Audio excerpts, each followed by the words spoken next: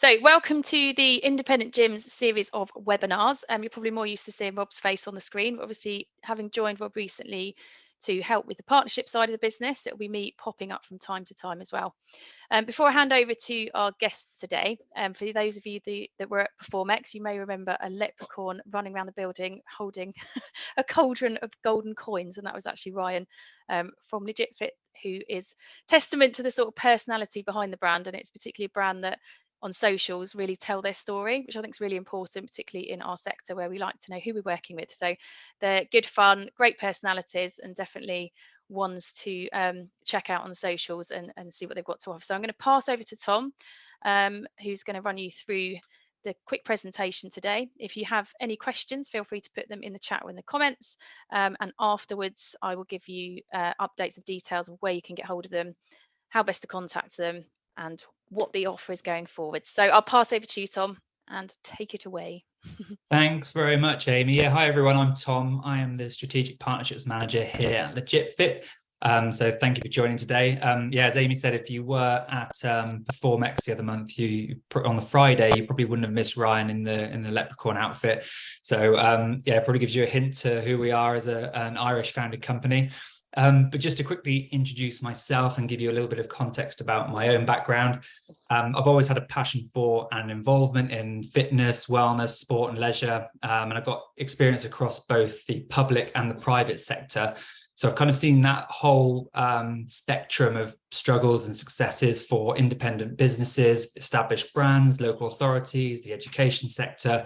And then I've been part of the LegitFit team and the journey that we're on at the moment for close to 18 months now as the company scaled across the UK from Ireland.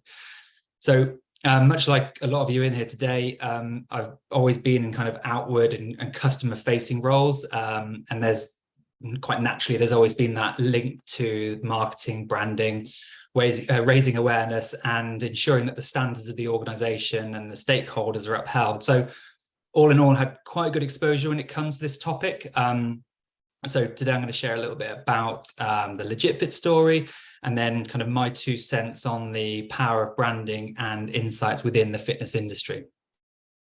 So start off with a couple of stats first, industry specific stats, I should say. Since you guys are in the kind of running your own businesses or coaching yourselves, I'm sure you appreciate the numbers. The first is about the importance of brand consistency. So a Lucid Press report revealed that consistency can bring about 1/3 more revenue for brands, which is it's kind of quite a mind-blowing gap when you think about it. And then the second mind-boggling stat is about growth, and this time it's from McKinsey. We know that companies of all sizes invest in data, and they do that with the knowledge and expectation that they're going to get some return on that. But did you know you're 23 times more likely to get customers, 6 times more likely to keep them, and 19 times more likely to be profitable as a business if you can capture and report effectively on data? If not, just imagine how hard it is to make informed strategic decisions within your business. So we're going to explore those 2 areas a little bit further now, but I'll quickly tell you a little bit more about the story of LegitFit. I don't know how many people here have heard of LegitFit. We've been a partner of Independent Gyms for just over a year now, actually. So you may have seen a few things posted and shared about us over that time. So very quick whistle-stop tour. Basically, 3 friends in Ireland grew up together, each had a kind of passion for business through their families and that entrepreneurship side of things, and also that passion for fitness too. So they had an idea, they went kind of door to door with their market research, through their connections within the industry to understand things as best they could. And the initial idea they had was actually something like, I think they were terming it the Airbnb of fitness. Now, as they learned more and the more people they spoke to, they realized that there was actually another opportunity at play here. So they pivoted and basically brought about what we know now as LegitFit in 2019. And what we know it as today is management software to help all sizes of fitness businesses. So we're helping them to save time, increase revenue, and improve experience all around. The basis of this is bookings, payments, and communication, But more recently, as in this last year, basically, and then earlier this year, we've launched branded websites and branded apps as we've learned what the businesses of today and the future are looking for. So that's through our own customer base and then going out and speaking to different businesses throughout the industry. And then today, excuse me, just a quick snapshot of where we are today. So we are live in, I think it's actually 18 countries. We've got over 300,000 people actually using the platform day to day. We've helped our businesses earn over 60 million euros in that time. And kind of one of the main things throughout is that we've maintained that 5-star service. So we're really proud of our customer support. And if you ever read any kind of reviews or testimonials on us, you'll learn that the kind of quick response times and effective customer support are what really makes us stand out. I will quickly leave these here for you to have a look at. Our website also has numerous customer stories for you to look through in your own time. And I think the recording of this and the slides will be shared, so you're more than welcome to look back at your own leisure. So as we kind of developed, I guess with the solutions we've got when I talked about the branded website and the branded apps, is we've learned about the challenges that gym owners face, and it starts with the kind of 2 points here. So first of all, you've got the client, your gym members. There's a kind of a bit of a scenario. They've dropped the kids off at school. They quickly want to book into a class, but the whole process is complicated. It's hard to get involved. They're using different platforms and there's no real flow to the process. And this is creating a really bad experience. It's quite off-putting and basically putting up barriers for people to participate, to get involved. On the other side, on the receiving end, you've got your businesses. So you guys out there, running your gyms, you're actually undergoing quite a similar experience. You're using clunky and outdated tools. You're working all hours of the day. You're using loads of different forms of communication from WhatsApp, email, and online forms. And you're probably finding that you're doing more on the admin side of things and actually kind of teaching and getting out there on the gym floor. So these were the challenges that we wanted to solve on both sides of the market with LegitFit. And then as time's progressed and our experience has become even more important, we looked to work with our businesses to understand the new challenges they were facing. So this has resulted in us going a step further to consider the branding side of things and then how to better capture and use insights and data and turn these into new revenue opportunities or enhanced revenue opportunities. So put it over to you guys now. As part of our learning process and kind of having the opportunity to speak at this kind of forum, is there anything in the industry that kind of you've seen it presents itself as a challenge, or any other areas that could be improved? Doesn't have to necessarily be to do with branding and insights. Maybe it's around client management or marketing, and anything at all. And again, it doesn't have to be in your business. Maybe it's something you've seen elsewhere in the industry, or even a completely different industry. Is there anything that kind of springs to mind? I can probably answer, Tom, on behalf of a lot of people here. Time, definitely time is you're the most precious thing. Being a gym owner, you're running around doing every job, especially the independent sector. We don't have the luxury of numerous members of staff. So I would say time's probably. That's a good answer, Amy. I don't know if you've seen our latest promo video, but it's all about giving time back to the gym owners. So that wasn't a planted question and answer, by the way. So appreciate the response. Anyway, I'll move on. So we'll first of all dive into the power of brands. So you deal with and see different brands every single day, every hour, wherever you are. So it's important. It's obviously very important in what people are doing and how people are running businesses. So starting with a completely clean slate, think about what branding is. It's basically the process of creating a unique identity and image for your company in the minds of consumers. So that goes way beyond just the design of a striking logo. It involves creating a name, design, and messaging to go with that logo and differentiates your company from your competitors and communicates your unique value proposition to them. The logo itself is your kind of company handshake. It's a visual representation of trust, professionalism, and in a way it can make or break the perception of a brand in the eyes of its audience. So, you got to make sure that's right. And then your whole brand around that should reflect the business values and how you wish to be seen. I'm sure some of you have worked on that in recent years as your business has grown and developed. You've realized how maybe it's an important part, or you've had a complete shift and gone, right, we need a new logo, we need a new name. These things happen. So you'll have given that some thought over the years. So why is this even important though? Like, well, when you build a strong identity for your brand and your gym, it's not just about creating personality or style or standing out from the competition. It's also about making a real connection with the people that can have an impact on you and your business. And two other key things. So first is that brand loyalty. You see that figure there, that 60% increase. Studies have shown that people are more likely to stick with a brand they think is authentic and also recommend it to their friends, family, and co-workers. So if you've got that authentic, consistent brand that resonates with your members, you're going to be setting yourself up for much better retention rates and referrals.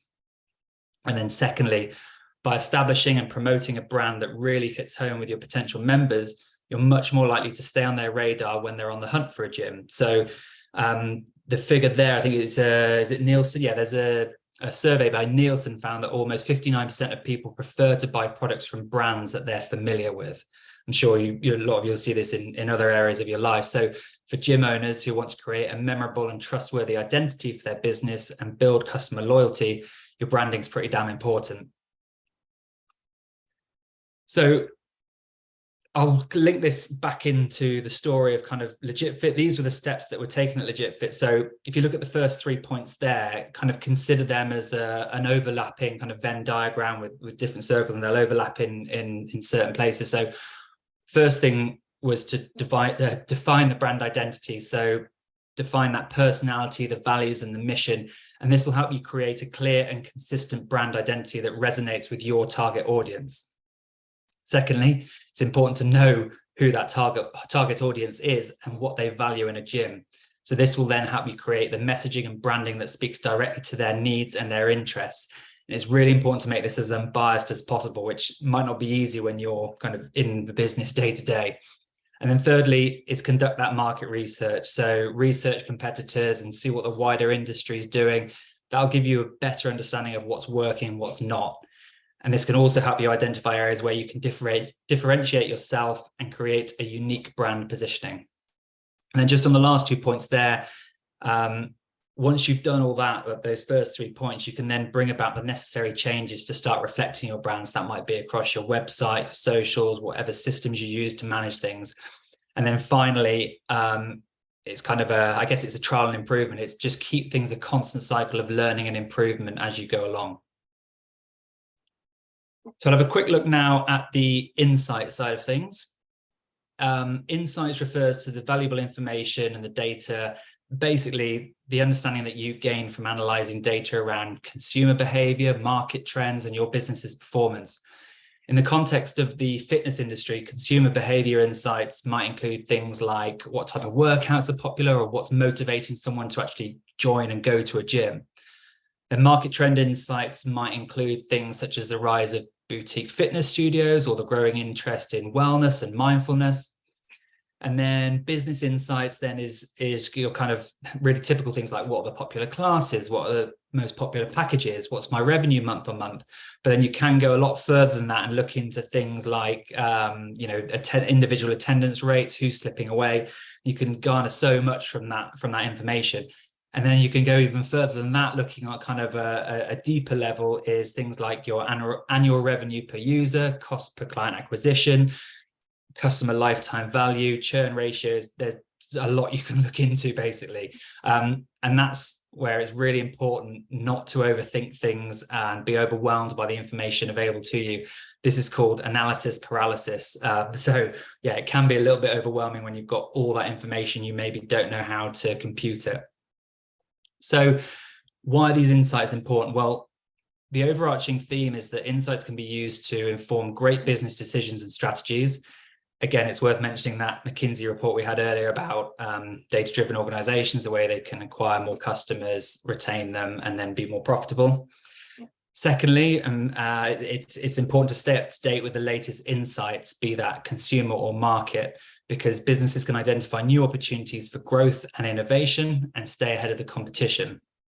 A study by IRSA found that gyms and health clubs that use data analytics and insights to inform their business decisions are actually more likely to be successful than those that do not. Specifically, this study found that gyms that use data analytics are 12% more likely to have higher overall member participation rates. So, it's applicable to this industry as it is to any other. And then thirdly, insights can provide a deeper understanding of customer needs, preferences, and behavior, which can then be used to improve their experiences and build stronger relationships with them. Another survey, another fact and figure. Salesforce, this was, I think, 73% of consumers expect companies to understand their needs and expectations.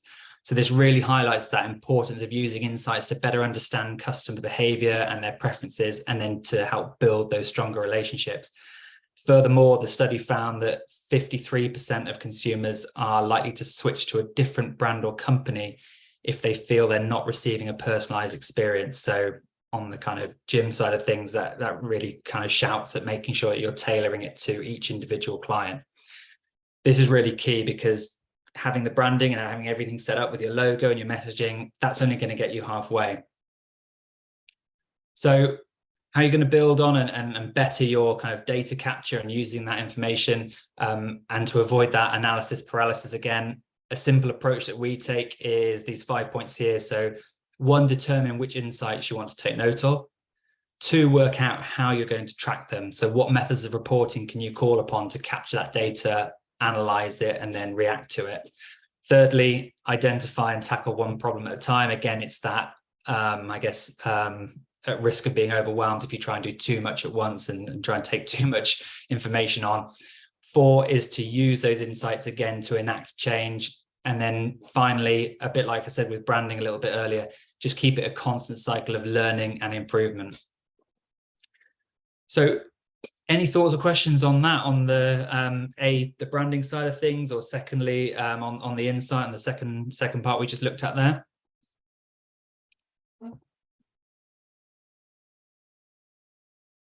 No?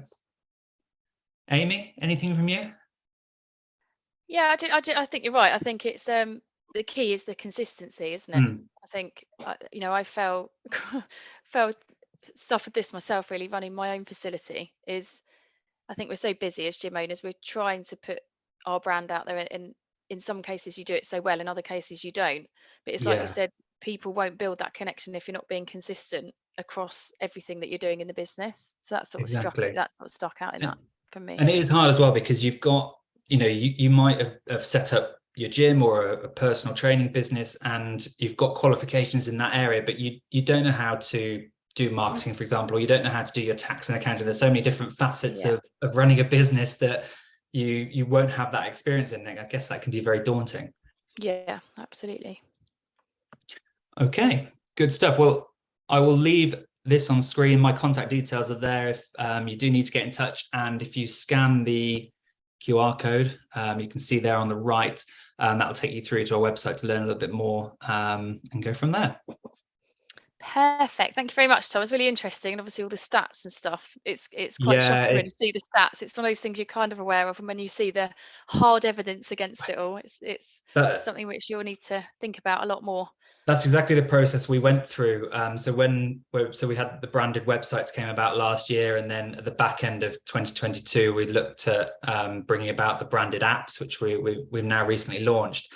And whilst we knew there was the demand for these in the industry from our own customers and then wider, we wanted to help kind of, I guess, support our thinking and support, I guess, give a bit of a foundation to actually going and building them by finding out these kind of facts and figures, and unearthing some of them was just quite mind-blowing at times, like little things like making everything consistent. So if you're sending someone on a journey and imagine they're seeing a different logo there and a different logo on the next page, that can be really off-putting. It's something you probably don't think about as you're going on a journey, to buy something yourself if you're online shopping, but it really does have an impact.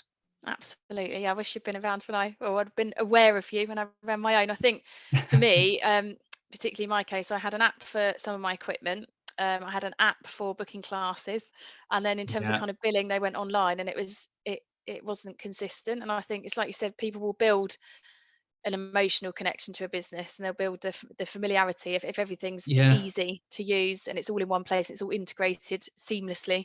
And I think that's probably, an area of particularly my own business that I didn't quite get right. And even like your business itself, I think particularly in your case, like LegitFit are so good at socials themselves. You're almost the role model for gyms as a business yourself. Not only are you offering a product that's great, you yourselves are kind of like, walking the walk as well in terms Yeah. of how you put messages across, which I think is really key.